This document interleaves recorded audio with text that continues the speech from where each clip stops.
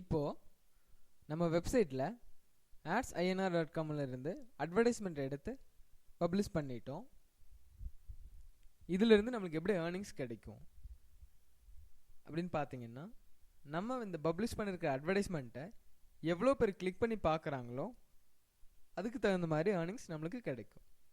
அதாவது ஒரு கிளிக்குக்கும் மினிமம் நம்மளுக்கு ₹1 ₹25 வரைக்கும் கிடைக்கும்.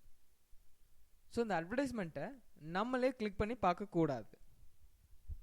இப்போ நம்ம என்னெல்லாம் பண்ணக்கூடாதுங்கிறத சொல்கிறேன், கவனமாக கேட்டுக்கோங்க. இந்த வெப்சைட்டை அட்வர்டைஸ்மெண்ட் போட்டுட்டோம் அப்படின்னா நம்ம திரும்ப திரும்ப ஓப்பன் பண்ணக்கூடாது.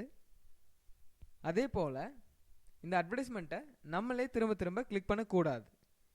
ஏன்னா இந்த அட்வர்டைஸ்மெண்ட் பப்ளிஷ் பண்ணுற அட்மினிஸ்ட்ரேட்டரே நம்ம தான்.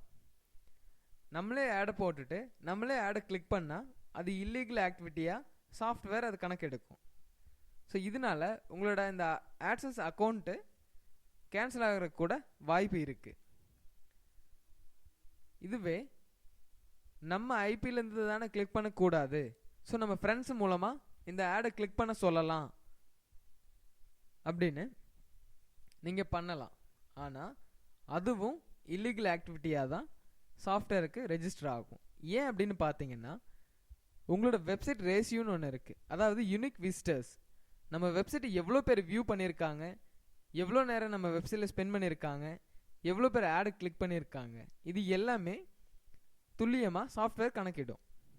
இதில் நம்ம வெப்சைட்டை நம்ம ஃப்ரெண்ட்ஸுக்கு சொல்லும்போது, எக்ஸாம்பிளுக்காக நான் சொல்கிறேன், நம்ம வெப்சைட்டுக்கு ஒரு 50 பேர் வர்றாங்க அப்படின்னா 50 பேருக்குமே நம்ம வெப்சைட்டில் இருக்கிற அட்வர்டைஸ்மெண்ட், அதாவது இப்போ இங்கே இருக்கிற இந்த ஆன்லைன் ஜாப் ஆடு, Shaadi.com ஆடு தேவைப்படாது. ஏன்னா இந்த வெப்சைட்டுக்கு வர எல்லாருமே சினிமா செய்தி தெரிஞ்சுக்கிறதுக்காக தான் வர்றாங்க. ஸோ இப்போ யாருக்கு இந்த Shaadi.comோட சர்வீஸ் ஆர் இந்த adsINR இந்த ஆன்லைன் ஜாப்க்கான சர்வீஸ் தேவைப்படுதோ அவங்க தான் இந்த ஆடை கிளிக் பண்ணி பார்த்துருப்பாங்க. அப்போ நம்ம வெப்சைட்டுக்கு 50 பேர் வந்திருக்காங்கன்னா ஒரு 5 பேர் இந்த ஆடை கிளிக் பண்ணி இருந்திருக்கலாம்.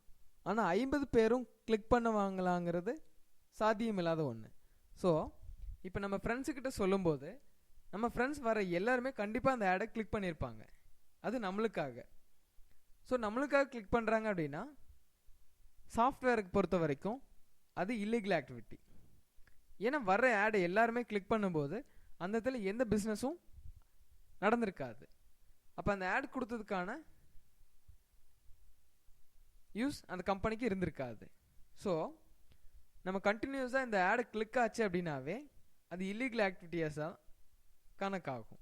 ஸோ நம்ம வெப்சைட் யூனிக் விசிட்டர்ஸ் எவ்வளோ பேர் வந்திருக்காங்களோ அந்த ரேஷியோ கால்குலேஷனில் தான் இந்த அட்வர்டைஸ்மெண்ட் கிளிக்கை சாஃப்ட்வேர் கணக்கிடும்.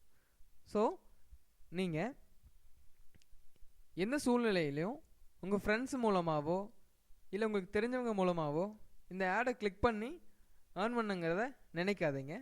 அதே போல் நீங்களும் இந்த ஆடை அடிக்கடி கிளிக் பண்ணாதீங்க. அதாவது உங்களோட ஓன் ஐபியிலேருந்து இந்த ஆடு கிளிக் ஆச்சுன்னா கண்டிப்பாக உங்களோட adsINR அக்கௌண்ட் இல்லை, கிளிக்ஷாராக இருக்கலாம், கூகுள் ஆட்சன்ஸாக இருக்கலாம், இன்ஃபோலிங்காக இருக்கலாம், எந்த ஆட்சன்ஸ் கம்பெனிலேருந்து நீங்கள் ஆட் எடுத்து உங்கள் வெப்சைட்டில் போட்டிருந்தீங்கன்னாலும் ஒரே ஐபியிலேருந்து ஆட் கண்டினியூஸாக கிளிக் ஆனாலும் சரி, இல்லை நீங்கள் ஓன் ஐபியிலேருந்து கிளிக் பண்ணாலும் சரி, கண்டிப்பாக உங்கள் அக்கௌண்ட்டு பிளாக் பண்ணிடுவாங்க. ஸோ இந்த மாதிரியான விஷயங்களை நம்ம எப்போயுமே பண்ணக்கூடாது. இந்த ஆடை ப்ரமோட் பண்ணுறதுக்கு ஒரே வழி உங்கள் வெப்சைட்டுக்கு டிராஃபிக் க்ரியேட் பண்ணுறது தான். அதாவது டிராஃபிக்னா உங்கள் வெப்சைட்டை நிறைய பேரை பார்க்க வைக்கிறது. அப்போ உங்கள் வெப்சைட் நிறைய பேர் பார்க்க வைக்கணும் அப்படின்னா உங்கள் வெப்சைட்டை சோசியல் நெட்வொர்க் மூலமாக மட்டும்தான் ப்ரமோட் பண்ண முடியும். ஸோ அந்த சோசியல் நெட்வொர்க் மூலமாக எப்படி ப்ரமோட் பண்ணணும் அப்படிங்கிறத தெரிஞ்சுக்கிறதுக்கு செபோஸால் ப்ரொமோஷனல் வீடியோஸ் அப்படிங்கிற டாப்பிக்கில் Facebook page, you plus, Twitter, Myspace இது போல் சோசியல் நெட்வொர்க் சம்மந்தமாக வீடியோஸு இருக்குது. அதை பார்த்து தெரிஞ்சுக்குங்க. இதை பற்றி இன்னும் தகவலை தெரிஞ்சுக்கிறதுக்கு எங்களோட டெக்னிக்கல் டீமை ஃபாலோ பண்ணுங்க. அதாவது வெப்சைட்டில் கொடுத்துருக்க டெக்னிக்கல் சப்போர்ட் நம்பருக்கு உங்களோட பேர், உங்களோட யூசர் நேம், செபோஸால் எந்த பிரான்ச்சில் ஜாயின் பண்ணிங்கன்னு மென்ஷன் பண்ணி மெசேஜ் பண்ணிட்டீங்கன்னா உங்களுக்கு எங்கள் ஆஃபீஸ்லேருந்து திரும்ப கால் பண்ணுவாங்க. அப்போ உங்களுக்கு என்ன சந்தேகமோ அதை கேட்டு தெரிஞ்சுக்கலாம். தேங்க்யூ.